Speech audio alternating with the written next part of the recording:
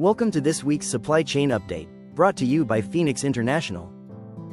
As of April 10th, the latest U.S. tariff developments remain focused on IEEPA refunds and Section 232 measures.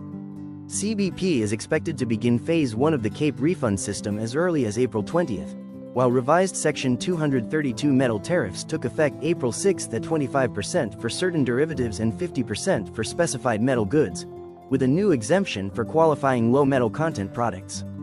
Additional pharmaceutical tariffs of up to 100% are expected later this year, and a proposed 50% tariff tied to Iran-related military supply concerns was announced on April 8th, with further details still pending. On the Trans-Pacific eastbound, carriers continue to manage capacity with blank sailings through early May, and stronger recent demand is helping support higher utilization, rate increases, and multiple fuel-related surcharges. On the Far East westbound trade, demand remains softer, especially in Europe, where weaker consumption and additional vessel supply are pressuring rates despite equipment imbalances and longer transit times. On the transatlantic westbound, strong cargo volumes, high vessel utilization, and reduced capacity are keeping market conditions firm, while congestion and inland equipment shortages continue to support stable pricing and surcharge activity. Asia's air freight market remains tight overall, with limited capacity across key export origins and ongoing disruption at Middle East transit hubs still affecting routings and creating delays. Demand is uneven across the region, with North Asia beginning to soften while Southeast Asia and Vietnam remain firmer as some volumes shift from ocean to air. Higher fuel and security-related surcharges are keeping rates elevated, and reduced flight frequency in some markets is adding further pressure on available space.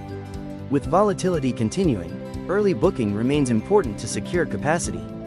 Ocean carriers are still waiting for clearer guidance on how vessels will safely transit the Strait of Hormuz following the recently announced 2-week ceasefire between the United States and Iran. Although shipping is expected to resume, technical procedures for passage have not yet been fully clarified, and proposed transit fees are adding another layer of uncertainty for carriers and cargo owners.